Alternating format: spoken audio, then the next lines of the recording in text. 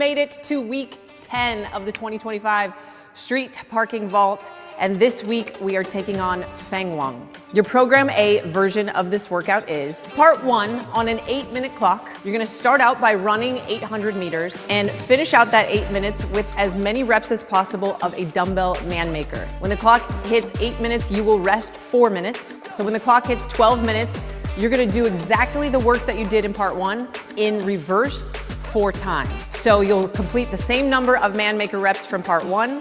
Once those are completed, you'll run 800 meters as fast as possible. There are 2 scores for this workout. First will be your total reps from part 1 and your time from part 2. Goal for part 1 is 15 to 25 reps. Goal for part 2 is 7.5 minutes to 9 minutes. All right, everybody, we've made it to week 10 of the 2025 Street Parking Vault, and this week we are taking on FENGHUANG.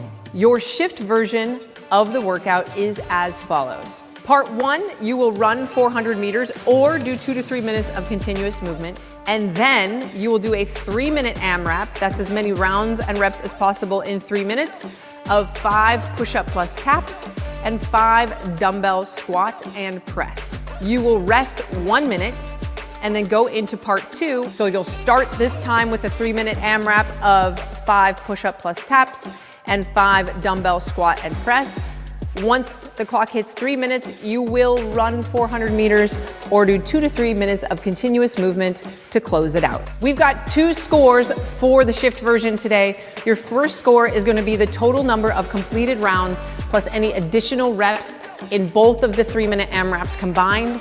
Your second score will be your second 400 meter run time with the goal of 1 minute and 45 seconds to 2 minutes and 30 seconds. Week 10 of the Street Parking Vault, and we're knocking out FENGHUANG. Nice, FENGHUANG. There we go, nailed it. So we're both going to be doing dumbbell version, and Miranda's going to be doing the bike. I will be running outside in the frigid weather. We have a track here. It's 350 meters, but there's a lot of uphill, so it really kind of counters out because I don't want to run on the runner. That's boring, to be honest. All right, here we go, 10 seconds. All right, we're in. We're doing this now. For FENGHUANG. FENGHUANG. I remember, this wasn't that long ago that we filmed this one. No, and I clearly said it was frigid outside. I mean, look at the overcast, it's all gray and everything. Oh. Let's see what that energy is like on the way back up there. It was gone. The energy was so gone. Tell the people a little bit about the hill, obviously, because me riding the bike is just boring. Yeah, so we have, we wanted to run, we have acreage on our property, so we wanted to create a trail run.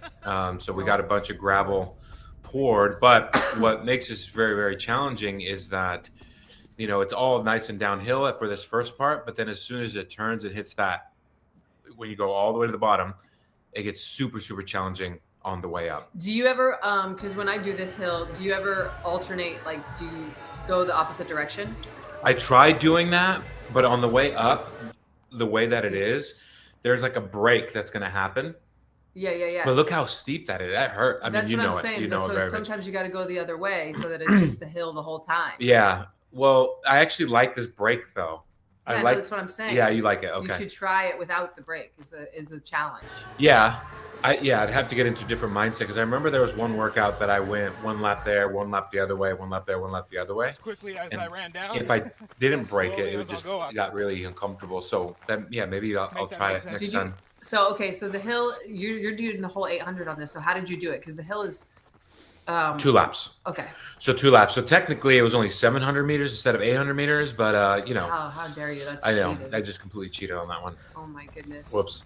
But yeah, what about you? How are you feeling? And you chose to do the bike, not the row? I remember not feeling great this day. I don't know. I can't remember if it was a sleep thing or a sickness thing, but I remember they were like, we need to film this, and feeling not like I wanted to do it at all. Right.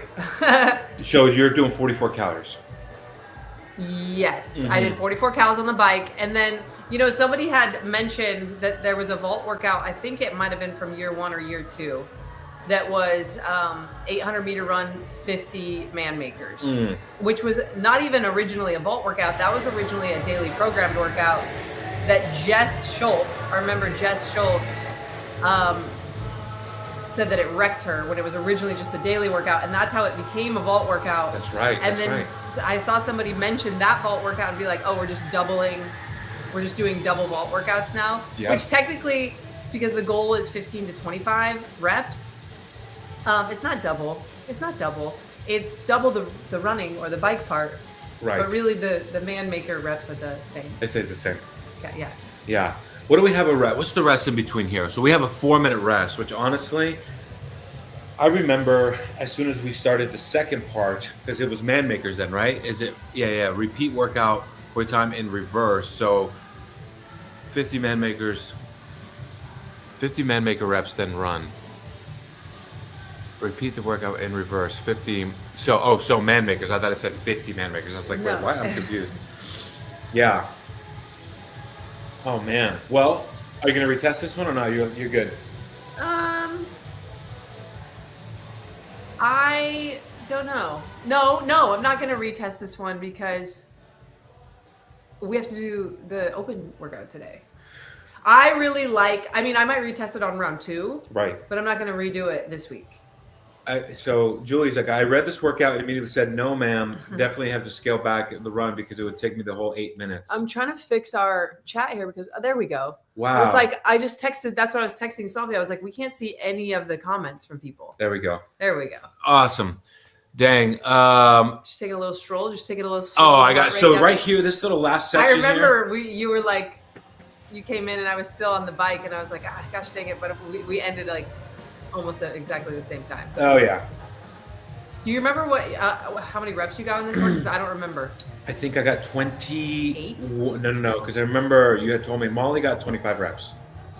Or Which something is how like that's how we do the goals. We do the goals. Like, what did Molly get? What did Molly get? Okay, that's the high end. Yeah, and I was like, okay, well, I'm going to try to get this many. Yeah, that hill looks brutal. It's horrible. But, and we've been working out on it. We've been training on it so much more because it's so bad. Okay, glad to be 7 months pregnant for this one, so I don't feel so bad scaling way, way down. Here's the thing. I think, the sandbag version of this one would be a really fun version if you're wanting to do it because you do that pull across, and then the squat clean thruster, but it's a little bit lighter. But yeah, I would encourage you guys to do it. 15 man makers is not a lot. Let's say even if you have 3 minutes, the 800 takes you 5 minutes, which is that's giving you some space there. Right. 15 at the low end of the goal, that's only 5 man makers per minute. And then you get a good chunk of rest. Oh yeah. So I just want to call out something because I know you give me a hard time on this. You're like, look at the differences in our form for these two. You're a textbook on this one. What part did you think? Stand up all the way. You're like, look at that. It looks beautiful. Like an actual clean? Thrust. Yeah, you do it. Not like a squat curl? I do like a squat curl thruster for speed. But yeah, I mean, it's very taxing. My triceps are trash. Skier was good to me. Oof, that combo would be rough. Skier and? Yeah, no. Wow. Well, look at the light. Looks really nice in the barn, huh? That's how you know it's cold, is that I still have my hoodie on. Absolutely. Well, and at this point too, it takes too much time to take it off. So I know we're supposed to be kind of talking about this week's vault, but we did last week's vault on Friday. And that was horrible. We waited because we had done the open on Monday, and then our sleep was all messed up, so we waited till the last minute almost to do the vault. Yeah. Did they just stop filming you because of my technique? Maybe it just looks so good. I made myself use Melissa Wiles. I made myself use the 30s because that has been my goal for this year's vault, and it was brutal. Managed 17 reps. That's really good. Well done. Yeah, geez. Well done. Good job. Yeah. So last week's vault, I feel like we just need to start sending some of these to Dave. Be like, look, here you go. There's a simplicity. Simple, not easy, hurts, uncomfortable. And you were never, there was, what we were talking about is it was, if you guys had blocked it out, it was the double dumbbell snatch or barbell power snatch and burpee box jump. But the problem was that we chose the reps so well that there was really no reason to ever break. I know, it was And rough. the window was so short, but in doing that, it just wrecked us. It was horrible. But okay, so today we're not doing this today. We're not going to retest this one, or maybe I might see if I get we get roped into it or something. I'll do a version of this with Salvi, because Salvi has to do it. Look at you. I'm hurting. It's hurting. Look at you. Okay, so I have a question. I think is a good. Well, I don't know if maybe I'll do it when we're on our way back up because we only have 30 seconds, and I'm sure that Salvi was talking to us. Like, what is that? What is that? Who, me or what? Yeah, it's just the flop down to the ground. I was hurting. I was so uncomfortable. I was trying to get 25 reps. Yeah. It just didn't work. Well, and at this point too, you're like, I don't want to do more reps because then I just got to do it again. Well, just Molly's such a good runner too, you know. Yeah, well, I think she was running on the road too, which is a big difference for Yeah. her. All right, cool. I think we're gonna let ourselves talk. How long is this break right here? 4 minutes. Oh yeah, let's see if I think Solid probably talks to us. Or not. I mean, the mix was good. Salvi, just a reminder, we have to do a garage gym tour or a barn gym tour soon, don't we? Wait, I asked you how many. Ouch. You talked over your answer. No, I said ouch. I didn't No, answer. I said how many, and you answered, but you were talking. Okay, Sarah.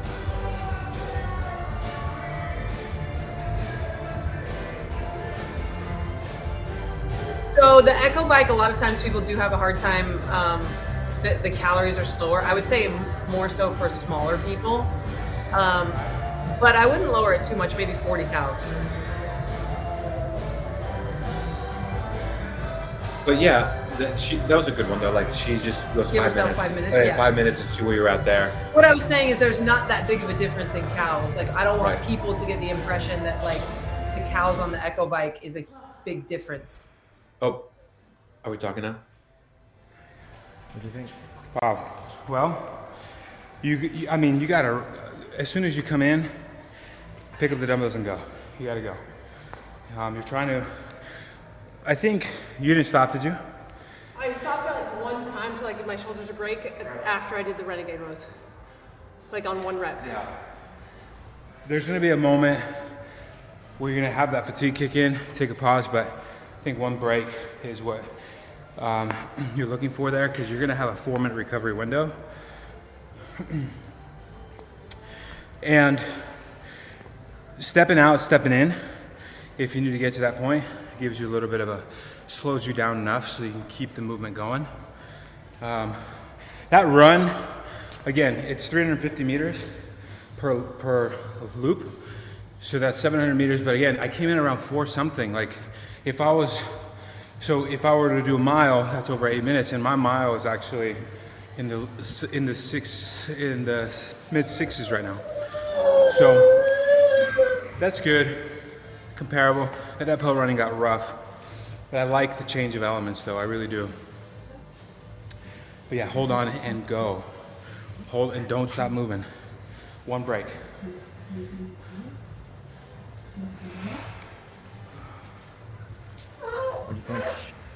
The air is cold. I'm like coming off of this like cough that I've had for a week, so it just burns.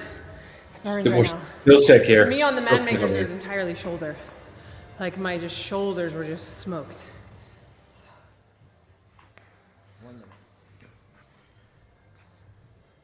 Oh man, I remember the first bit here. You okay, Buns? Don't spill my coffee, honey. Look at you, the MVP right there.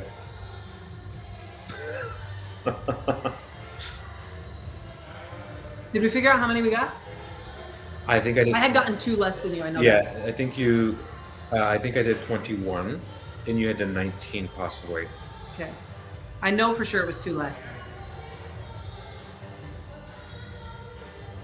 How'd the first part when you got to the bike at first, the first 10 calories feel when you went back on it? I just that it was gonna take forever. Spoiler, I did not do the second part under 8 minutes.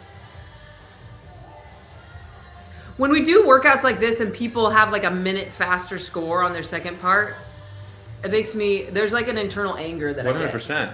Yeah. I'm like, oh, you held back. You held back. Big time. Like, it's okay if you're a little bit faster because you're like, okay, I got this now. Like, I'm going to push it to try to beat the 8 minutes this time. Fine. If you're 15, 20 seconds, you start pushing 30, 45 minute faster. I don't know that it doesn't impact me at all what other people do, but that is one thing that like makes me so irritated. By the way, like this is one of those where I chose to actually go with the 40-pound dumbbells. I did not go 50s. I rather chose to actually go harder on a workout like this. Well, I don't know. Typically with both man makers and devil press, we don't really often suggest heavier weight.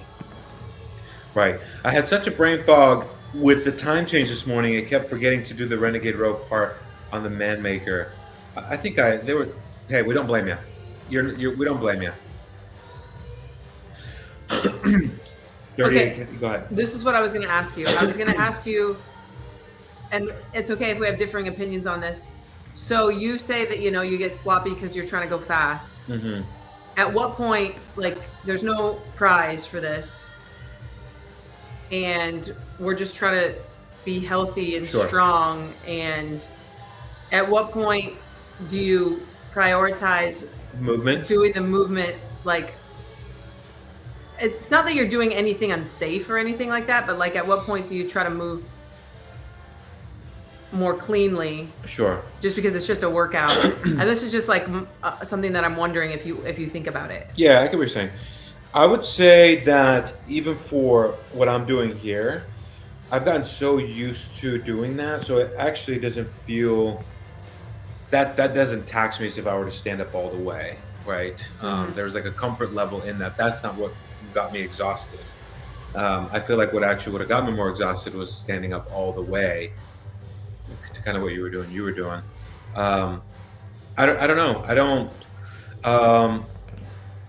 I don't mean just with this movement. I mean, in general, exactly. In general. Yeah, I would say that I would say the vault on Friday was a perfect example of me actually pulling back. Okay. So I didn't get sloppy.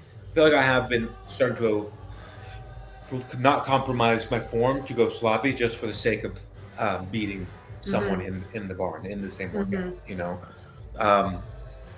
I think that's starting to, be something that I'm having an easier time accepting. Right. Yeah. Yeah, it's tough because even, Alex is saying the quick squat clean. So it's not that there's anything wrong with that. And this debate about that exact movement, but even with a barbell squat clean has come up multiple times, like in circles that I've been in with other, high level coaches. It's like, should that be allowed? Should we be allowing people to do that? Da, da, da. And there's like two camps. It's like, well, it is faster. It is efficient. It's working for you.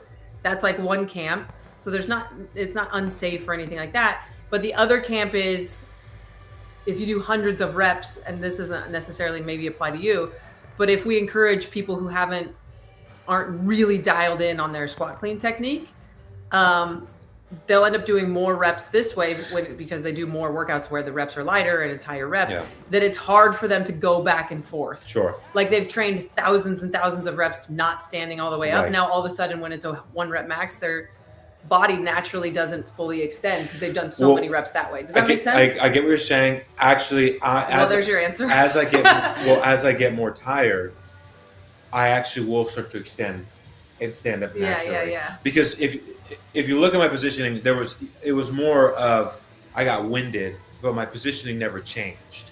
And in general, for movements, as I start to get tired, then I start to go into more normal. Because you have to do it. You have to do it. When you're tired. That's what we've always said. Like in teaching someone how to do like a clean, for example, eventually they'll extend their hips and keep their arms straight because the smaller muscles of their arms will be like, I can't do this anymore. And so you start recruiting the bigger muscles.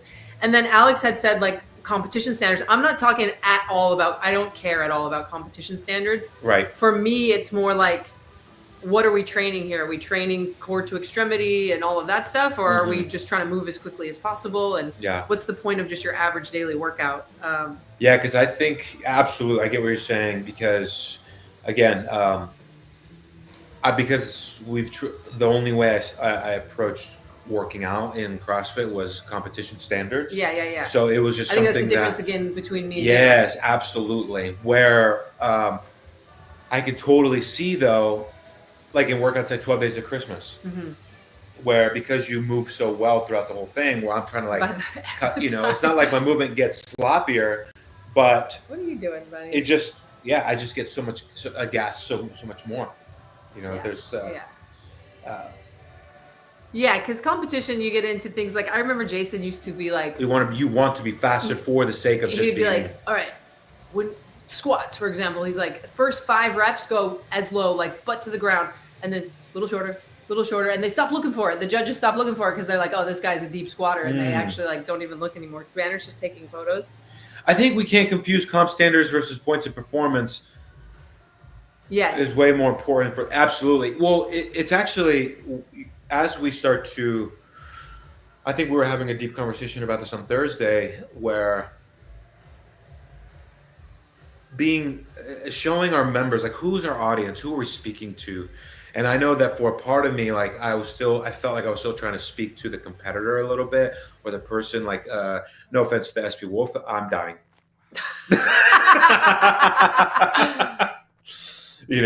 Where like I think sometimes depending on how we've gotten ingrained with standards in CrossFit, then we have to ask ourselves, well, why were the standards created for certain movements? It's not like, oh, this is the standard for a squat, like right, the range of motion as opposed to like the height for a wall ball target or the height for a box. There's a difference between the two in standards. Well, the standards though, because there's many more points of performance than there are standards. So like you talk standards on a squat, you're saying hip crease below the knee, stand all the way up. But then if you want to talk points of performance, you're also talking your heels need to be down, your knees need to be out, your chest needs to be up. So there's a lot more to it, where people think the only things that are important are the things that are listed in competition standards. They're like missing a lot of stuff. Right. Absolutely. So where I did a box, we had some friends come over this weekend and. Oh, so you went the other way. I did. Okay. Boy. Yeah. So we had some friends come over this weekend and they mentioned how the box step up tip that we put up on the street parking page, where I literally, because it was like a tip on front rack step ups, and how I said, no way. There was no way that I would want to step up on a 24-inch box when I have something loaded in that front rack position. I would just drop down to a 20-inch box. And same thing. This applies for also regular step ups as well. You have to ask yourself, well, am I training for something specifically that's requiring me to go a 24-inch box? Then if the answer is no, then the points of performance is what you're paying attention to. And you can drop the height on a step up, because like I hate a 24-inch box step up. And I would say if I was like a coach in a gym with people, I would say sometimes I'd have them go on the 24 and lower the weight. Yes, there's that as well. But the tip that I gave, because I don't like feeling unstable when that box is on a 24. I think it's more narrow. It's not like there's not a lot of surface area like the 20-inch height. Come here, buddy. But yes, I get what you're saying. Yeah. Yes. So alternating how you customize it. Yes. All right. I remember like I didn't see you come in right here. So you just came in, I think, and then I stopped. But I didn't know how long you had been in there. So I was like, oh, how long has he been there for? No, I had literally just creeped in there. Hey, Benny, you're going to lock Mama's phone up. Let me see. Yeah, because I need to look at it, Benny, for the programming. Thank you, buddy. Oh. It's on emergency. iPhone unavailable. For 1 minute, thank goodness. Yeah. Thank you for being a friend. What's up, you guys? We are doing week 11 of the street parking vault. I'm gonna have a couple customizations you might not always see. Mama,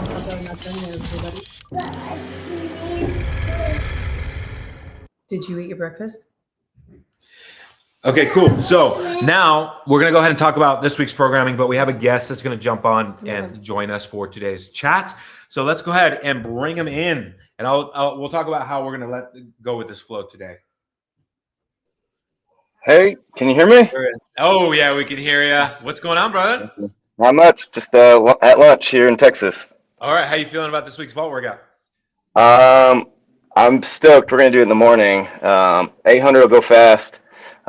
it's interesting. We always do like the extra challenge, challenge over in the wolf pack, and so I think I'm gonna go with 50s and do the 800 because I'm not as fast a runner as some of the other guys I know. So I was How like often do you 50. go to 40s? 40s. I do 40s with like it depends on the movement. In the sense of like double stomach snatch, other stuff like that. But I try to do 50s more often than not.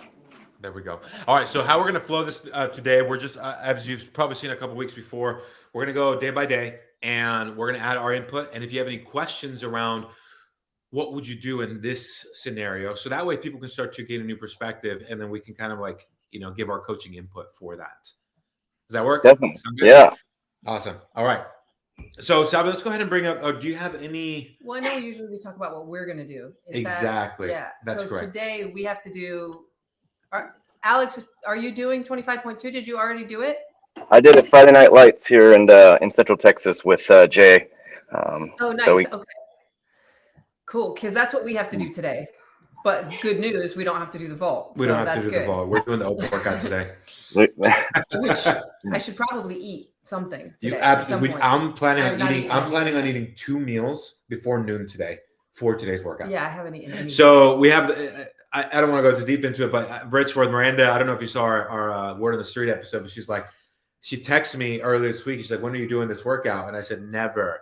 And then because we've been in a situation where like it's hard for us to be consistent with intensity. Mm-hmm. Yeah. Like, and when we see a workout like this is nothing but we know this is nothing but intensity, and that's just not a gear that we're in a season of tapping into regularly. I would say that's less true for me now than it is for you, because I like back in the day, this would have been like such a good workout for me, but because I don't do chest to bars anymore and I'm going to have to break up the bar muscle ups quite a bit, it's not as intensity for me as it is for you. Like once I get to the chest to bars, I'm going to do them in small sets. Them up. Yeah. That makes sense. Yeah. And also one last little thing to touch on, like I know Murray and I both commented on your post that you said, "Hey, I'm less fit," and I know you were just grieving. But I know Murray and I had opened up a conversation that we just kind of wanted to address to the whole community. Like, what did you say? You're like, hey, he may be less fit in this workout. Yeah, there's like a lot of factors, and I'm sure I didn't read any of the other comments, by the way, but like there's a lot of factors that can go into it. Like, as you know, Alex, the day that you do it on could make a difference. Like, which is why people redo these workouts, is because all of a sudden, I mean, Castro, the first time he did 25.1, I think he got 40 less reps than his score was by the end. Like, so like the day could be a thing, but also you crushed. I know you did really, really well in 25.1. And I think it can more than less fit. I think it can show maybe where you've been leaning your attention to versus things that you haven't been doing as much. So yeah, the running stuff would apply heavily to that first workout, because you just had to keep moving. You just had to keep moving, and as long as you could breathe and move, like you weren't going to fail any reps really. Yeah, sure, the dumbbell might have gotten heavy, but not really. So that lended really well to somebody who's just got a good engine. Where this one, yeah, if you haven't been doing, and I don't know exactly, but if you haven't been doing super high intensity or the gymnastics as much, but it's not less fit. It's just I found some things that I've maybe been not doing as much that apply to this workout. Yeah. No, that's where a big thing when I was 3 years ago, I was in school working out with the same 3 or 4 guys every morning, and so it was in a place that probably the most like CrossFit fit in my life. And then now, obviously, with more of a full-time job in the Army, that I don't get to as much physical fitness time, and also not prioritizing, crushing CrossFit, intensity every time, all the time. So it was that I talked to Jay about it a lot, because he's redoing it this morning, because he got the same exact score, 1 muscle up, as 3 years ago. So he's redoing it this morning. We talked about what's cool with this year is like, the community cup's going to be on later on. And so identifying like for someone like me that if I want to do the community cup, like, well, this is a weakness, I can pull in gymnastics, EMOM, extra program, and start putting that more in my programming intentionally. Oh, there you go. Awesome, brother. Okay, cool. So let's go ahead and take a look at Tuesday's workout. Okay. So I think this one looks really, really fun. Actually, I always have to go back and look at the programming because we're like 6 weeks Right, ahead or something right. like that. And this one, I mean, it's simple. It's just, you know, you got the pull-ups on the beginning and the end. So I know some of us that are doing the open might want to alter that a little bit. If you're doing but most people didn't wait till Monday to do that open workout either. Right.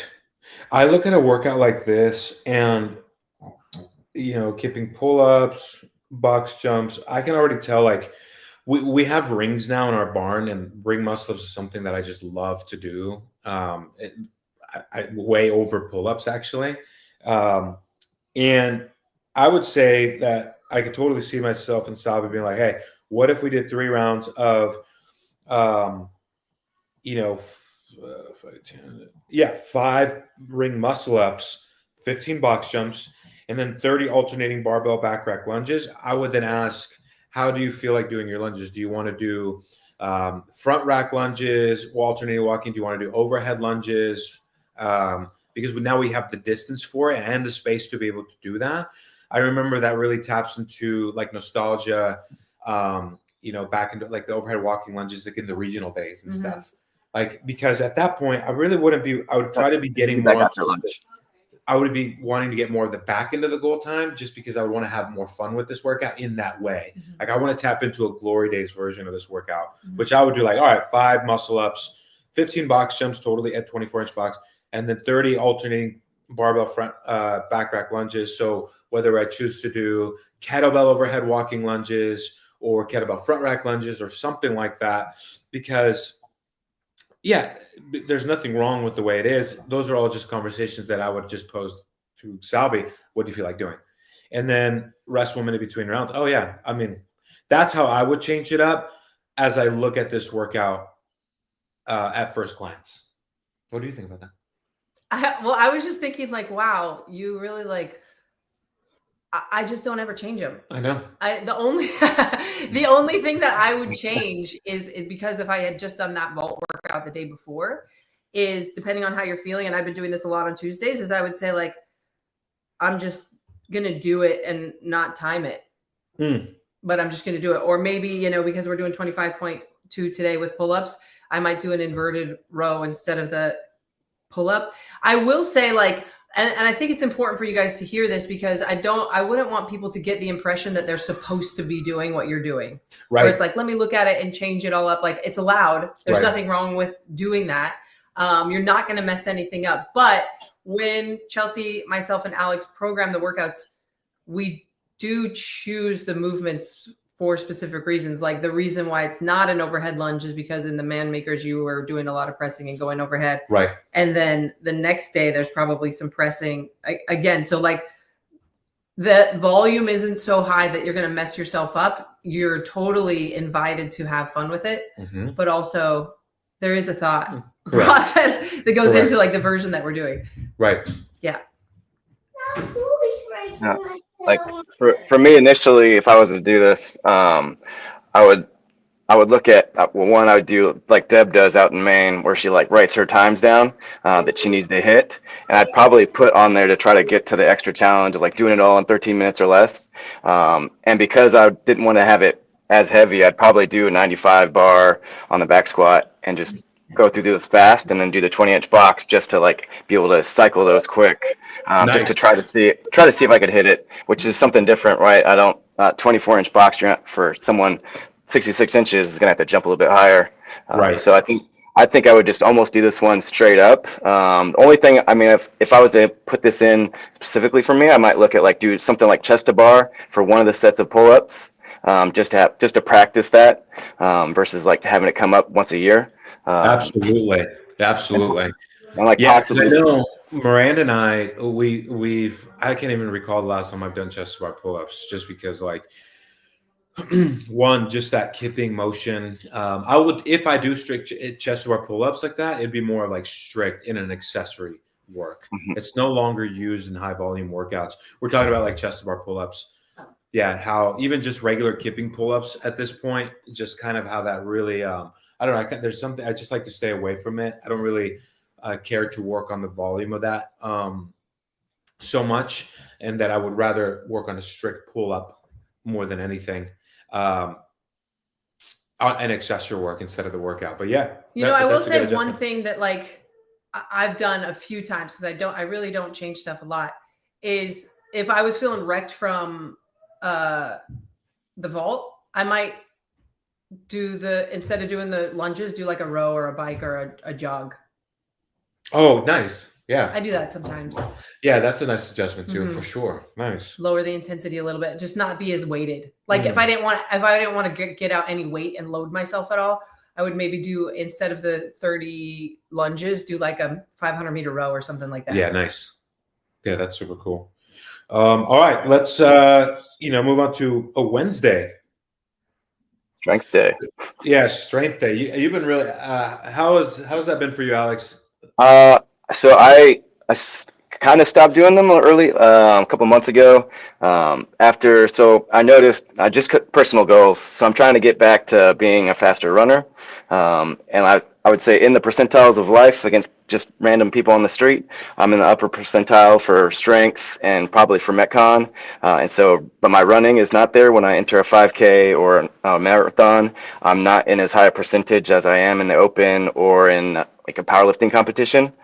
So I've been pulling back some. I just haven't done one in a couple of weeks, but I loved them when we were doing them because it broke up the 5-3-1 kind of set that I'm always used to, and kind of had to think through how I was going to increase weights or use the same weight. Yeah, I've been frustrated because I've tested all these workouts before they were programmed, and then it was before the wave of sickness came. Oh, the track. So I was actually able to push a lot harder on these workouts during the testing phase than I have been when we've been redoing it. We have our children are being very needy right now. So yeah, I've been redoing most of them so that I can log it and everything. But yeah, we've been trying to do them early in the morning on Wednesdays. Not early, but kind of early. And it's just tough. It's tough to lift heavy in the morning. Yeah. Now this one looks awesome. This is like what I would imagine, 5-3-1, the three rep week looks like, and that you built a heavy three. You kind of have to have that in your mind of what you think you want to get to, and then also kind of how you're filling it out. Because I think some people will stop early. Some people may try to go for a 3-rep PR, and that's not a 3-rep PR. It's just, hey, what's heavy for that day? Exactly. There's something even I have to overcome psychologically because, like you said, we have a group of people that come work out with us with our schedule, with what our life looks like right now. We have people that come over in the morning around 8:30 after the kids dropped off at school. And for me, based off of how our nights go in the season of life as parents, I'm not awake. I haven't even fully eaten a meal yet. We're not prioritizing our nutrition to meet the what's needed here for this specific workout, right? Because we now know, and that's where it's tough, right? I know it says a heavy for the day, but I just know even at 2 p.m., I'm able to lift way heavier than at 8:30 a.m. when I haven't had my food, when I'm still trying to wake up. I've only had my coffee. So I feel like I haven't really been able to tap into those and really enjoy them as much, only for that reason. Yeah. Well, and that's the thing too, though, because a lot of people, that's the only time of day that they can work out these super early. So I think that you can get into a mindset that's similar to the more than nothing mindset, even when lifting heavy. Because a lot of times people will be like, well, I don't ever lift heavy because I work out early in the morning and I don't like to lift heavy in the morning. So therefore I just never lift heavy. And I totally get that. But also you can go into it. And this is just me encouraging other people that might be in that space of sure, maybe you could do 20 pounds more on this 3-rep or more than that if it was later in the day. But if you're not able to work out later in the day, there is still a huge benefit from lifting as heavy as you can in that session in the morning. Right. You're not optimizing it. But again, unless you're going to go compete in a lifting competition or you need this for some reason, just work with what your life is giving you and know that there still is benefit in that. It can be frustrating, especially for people like us where we know our past numbers. I know what I would have done 10 years ago if I was doing this workout, and now it's not even close, or I know what somebody else has done. Try to get that out of your mind. And And that's again another reason, once again, where we don't use percentages. Because let's say that you tested your 1 rep max at 4 p.m., but when you're doing these workouts, it's always at 6 a.m. Like that might not apply, and then you can feel like you're failing, or why does it feel so heavy? It didn't, And so, because that's actually very true of when I was testing them, there was always in the evening. Yeah. And when we've been doing them, it's been in the morning. And so I have told you, like, I was lifting heavier when I tested these workouts than when we're doing them again. And I like to lift heavy with other people, but I don't like to lift heavy when I'm working out with other people who are waiting for me. Interesting. Does that make sense? Like if they're like ready to go and warmed up and everything, and I like want to take my time. Because you have a whole flow, like you're like, hey, I got my own. Yeah, if they're like on a certain clock or they're like ready to do their next set and I'm taking longer in between movements or whatever, I just feel like I end up not going as heavy because I don't want them waiting for me. Right. So there's that's part of like the group heavy lifting is fun, but not if you're all trying to like stay together. Right. It helps like if a lot of people are in the same. So like even if it was us three, right, we'd be kind of in there. We're in our own flow. We know what we're doing. We're not waiting on each other. You're like, all right, cool. It is kind of dependent on the individuals possibly. Yeah, if you're sharing a bar with somebody or something and they're like ready to go. Yeah, I would say even so last week, what I ended up doing, just so to that point, right, I understand that the comparing thing is like a big mental hurdle to overcome. But even last week, I took the movements that were in the strength session, which was the sumo deadlift and strict press. But I felt like, you know what, I just want to move though. I feel like actually moving. And so I incorporated like some running, some rowing, and then probably a 75, 80% of a sumo, and did that for reps. But I didn't allow myself to be focused on the time. So that way I still got in the, the heavier weight, some volume in there. And that felt good because I know when I get out of this season that at least like, I've kept the consistency going. I've kept the momentum going. I'm like, all right, yeah, that felt good. I know I hit these numbers and stuff. And then, but I'll get into a flow eventually. But it's like Miranda, we had Jody asked on what's your thoughts on a reasonable weight when you don't have a rack? Maybe a change in the rep scheme is my initial thought, but figure out. Oh yeah. Well, I mean, if you're gonna have to clean it and get it on your back for like something like a back squat. So you could. It depends on your strength in that, but like what I'm doing for this heavy set of 3 back squat is much heavier than I would feel comfortable or be able to clean. So you could almost like, what you're saying, Alex, is like do a hybrid between the dumbbell version and the barbell version, like a lighter weight, get it on your back, but maybe move a little bit slower or pause at the bottom. I wouldn't necessarily just recommend upping the reps because what it's going to end up looking like is a daily workout at that point because you're probably using a similar weight to what you would use in the dailies. Would you tempo it? So yeah, that's what I'm saying. Like move slower or pause at the bottom or something like that to change it so that it's not just mimicking what you would do in a daily workout with those same movements. Right. I mean, that goes to that dumbbell strength. When I remember the first time I tapped in dumbbell strength, I was like, what the heck am I doing? This hurts so much. It's like so mentally. It's so mental. And like, go ahead, Alex. I avoid dumbbell strength at all costs after I did one of them ever. I don't 10 second tempo squats or 10-second tempo bench is just not my cup of tea. It's like a mental training. It's like mental fortitude more than anything else. Yeah. To give you a little bit of grace, like I understand, like in your position with trying to like not think about what you used to be able to do or what you think you should be able to do. I have the fortune of having a lot of things to blame. So like my all-time back squat PR, like I have so many reasons, my knee, 3 babies, like everything where I can be like, well, that's just like, I can let go of that. But I know you have, yours is just life. Right. Yeah. Life. It's just where life. You can't like really like. I haven't been forced until, as of late to kind of like aging, not sleeping, stress and, all that stuff, how now has like completely started to affect all of it. Yeah. Where I could, that's true. Thank you for that. I appreciate it. I'll jump in real quick because I'm in a similar boat, right? Like best powerlifting probably was in my mid-20s.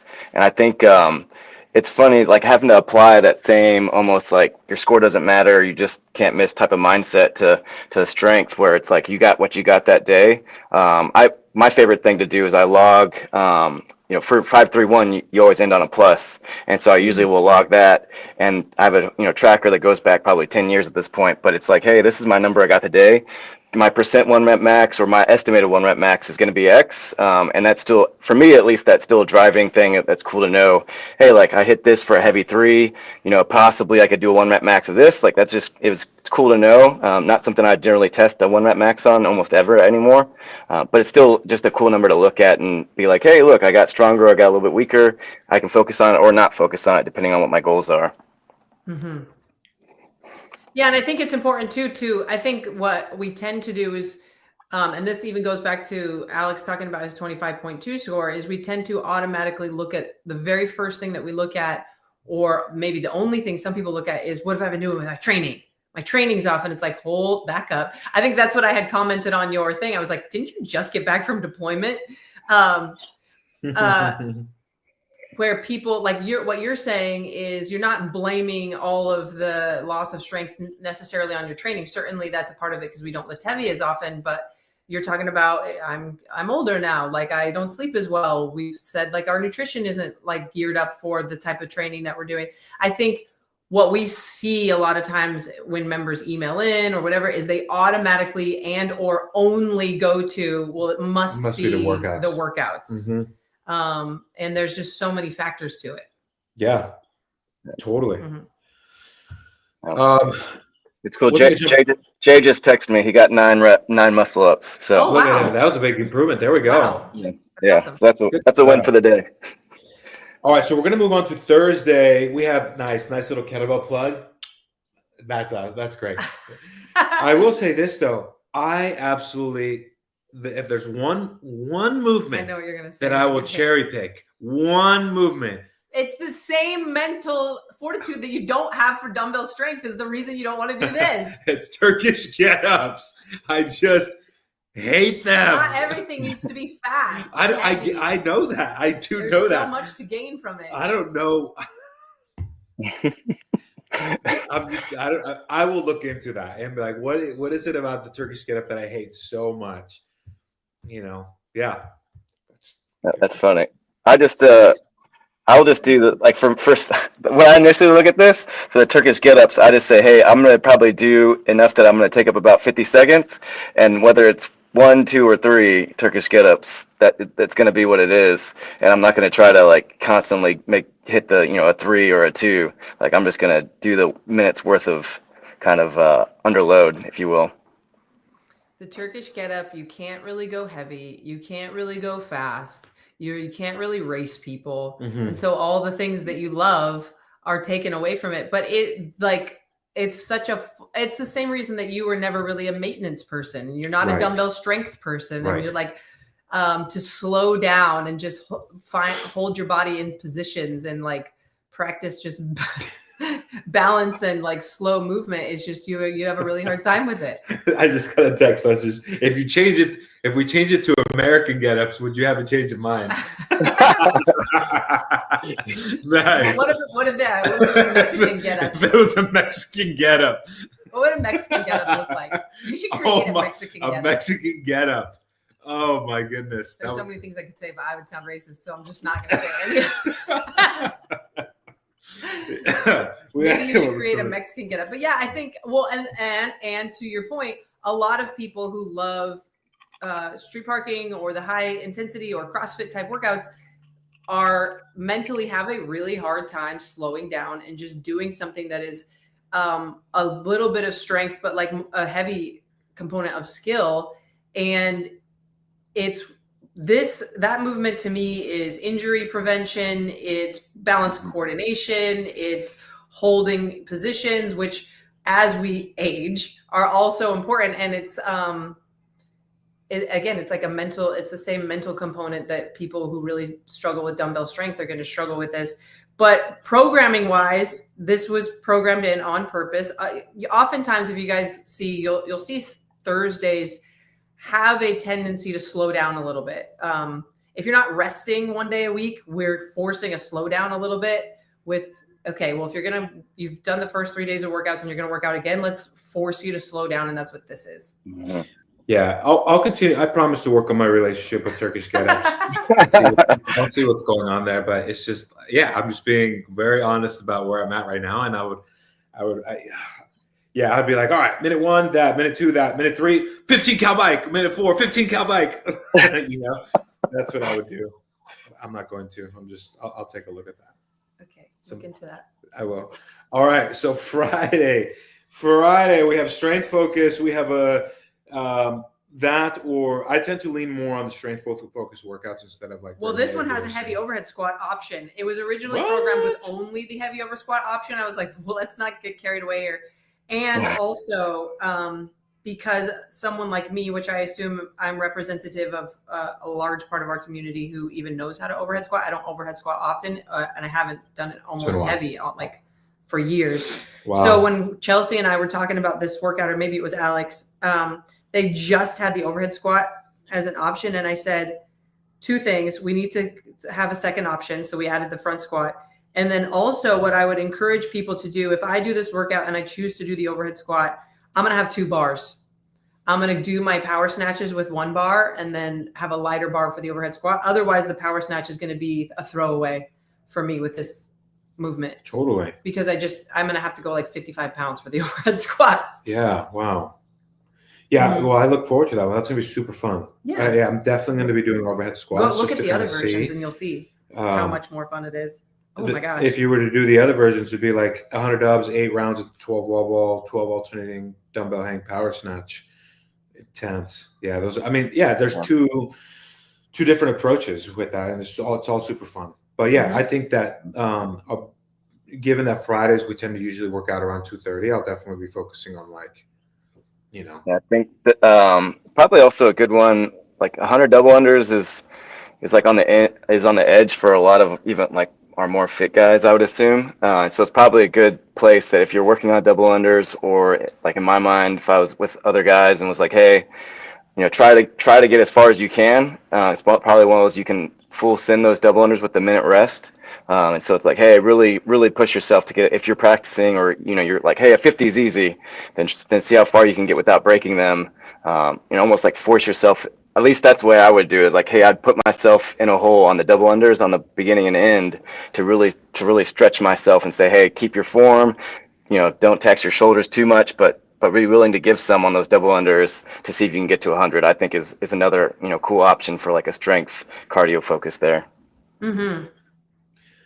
Yeah, I don't often do dubs. That's something that I would do in this workout is, I do find doing hop overs, but I've had this foot thing ever since I did the hour of burpees. Mm-hmm. There's something wrong with my heel. Well, the problem was I did the hill sprints and the burpees in back to back. Ever since then, my foot hurts if I do a lot of jumping. So that's something I would do. I would open and close with like a bike or a row or a run or something like that potentially on this workout. Nice. I'm taking a jump now to like a Saturday and a 20-minute AMRAP of the running jerks, running and toe bar. That's fun. That's great. Mm-hmm. That's great. Wow. We're going the distance on that one. Cool. 20 minutes. That's fun.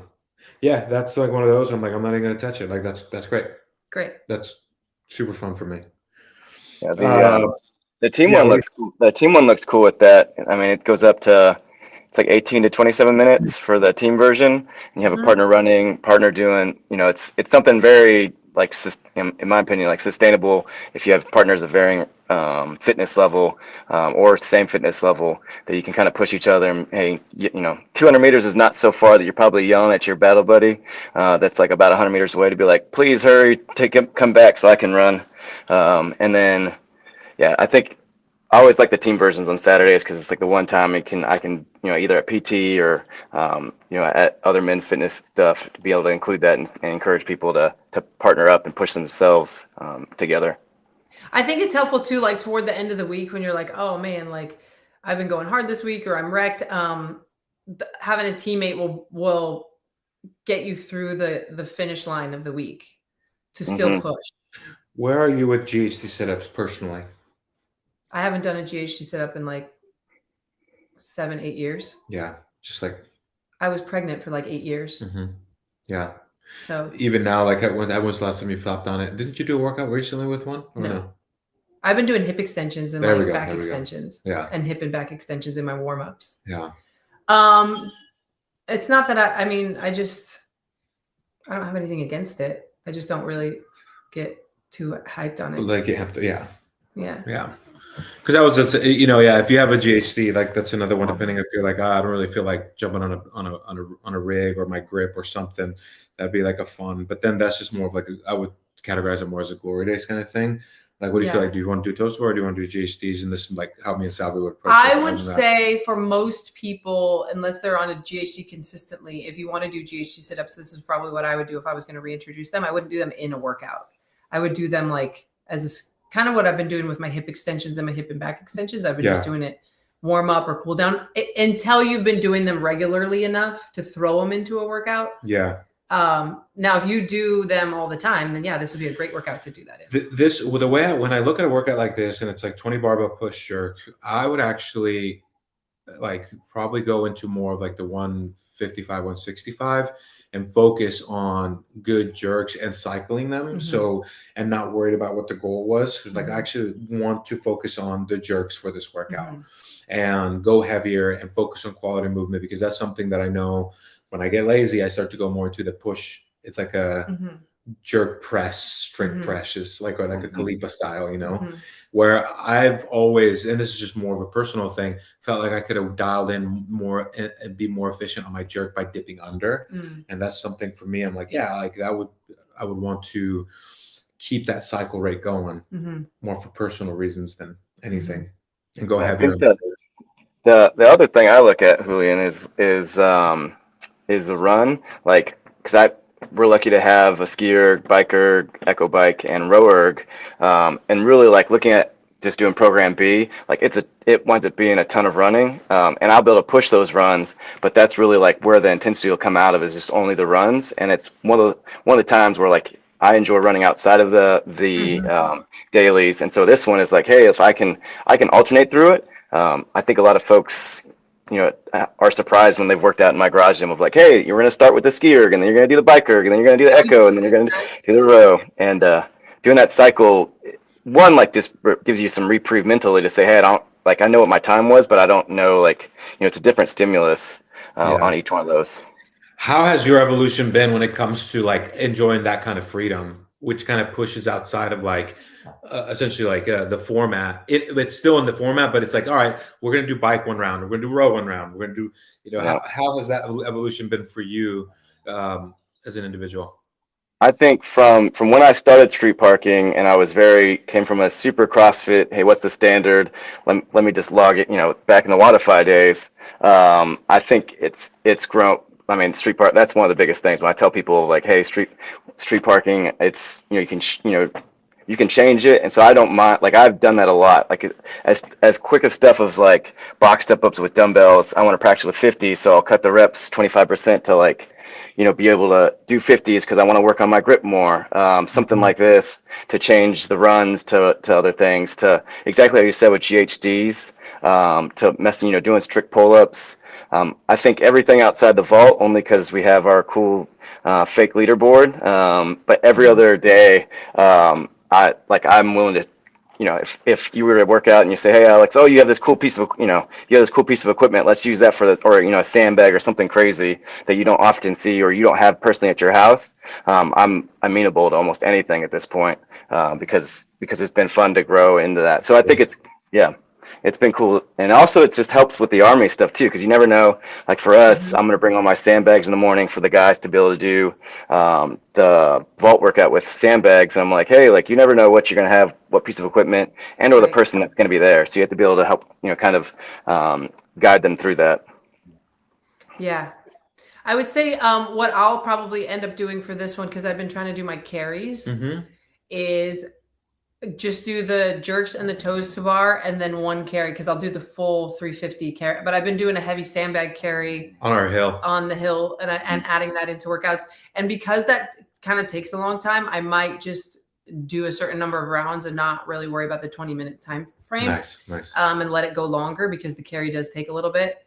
But yeah, when you guys are looking at this too, to Julian's points, him saying that he would go heavier on the jerks, just be careful if you guys are doing that. You don't want, and this could be true of the toes-to bar too, depending on where your skill level is at with toes-to bar.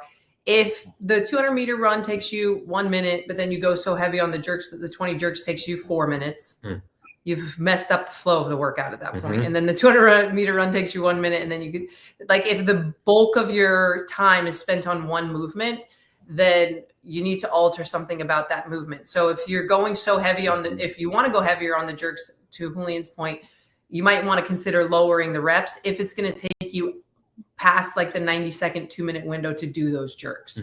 And then similar with the toes to bar, if 20 toes to bar is going to take you 3-4 minutes, we would encourage you either to customize and choose a different movement, or if you want to stick to toes to bar because you want to work on them, that's totally fine, but maybe lower it to like 10 or something like that. Right. So that you're seeing like 1 minute to 90 seconds per movement throughout, and you're not stuck in one spot for minutes at a time each time. To kind of wrap this up, then let's go. Let's pick and if you were to go, I'm going to go full send on a workout this week. What would be your workout of choice? Oh, and same thing for you, Alex, and then we'll wrap this up. Full send, notwithstanding 25.2. That doesn't count, right? Yeah, no. Let me see here. Okay. I think yours should be the Turkish get-up one. I think Tuesday or Saturday. Yeah, Tuesday or Saturday would be the ones. I ones. feel like lend themselves the best to that. Yeah, that's awesome. Or obviously everybody should be saying the vault. Right. Go full send. Yeah. Don't be faster on part 2, or it's going to make me angry inside. You can be a little bit faster, but if I see minutes faster on part 2, you did it wrong. You did something wrong on part 1. What about Alex? Did he answer his? No, I'm waiting for Alex's answer. I think so. Yeah, the vault. I'll be going full send tomorrow. That's what was funny. People were asking what like the run percentage and like or what RPE would you run your 800-meter run at? And I was like, hey, I'm thinking to myself, I mean, I know I could probably run a 305 or a 310 800, and so probably running somewhere in that 320 to 330 range to be able to get back and still have muscle and just breath to be able to do the dumbbell main makers. Yeah. I really like Fridays. I think would be fun in the sense of like 100 double unders, like going, like I said, trying to do that unbroken and really like focusing, because again, 100 is just tough to not trip and stuff. So then rest a minute, and you have 7 rounds. I'd prefer to do the strength one. So 7 rounds, 3 hang power snatches, do a little bit something heavier, probably not 155 for me, probably something like 115 or 135. And then front squats, because my overhead squat is terrible. I'm doing physical therapy for it. That was funny. The Army physical therapist was like, "Why are you here?" I was like, "Because I can't overhead squat well." He was like, "Do you need to be able to overhead squat?" I was like, "I mean, maybe. I think I should be able to functionally I feel like I should be able to functionally do that." So, but I think, yeah, Fridays would be fun to do side by side with another guy that wants to go super hard and really push, do that full send mentality. That's cool, man. That's cool. All right, brother. Sounds good. Well, it was great chatting with you, and thank you for checking in with us. And as always, next week I'll jump on with the guys at the SP Wolfpack crew there. But yeah, it was good seeing you, brother. Yeah. Awesome. Thanks, Julian. Thanks, Miranda. Right. Take care, everyone. We're out of here. Let's enjoy the week.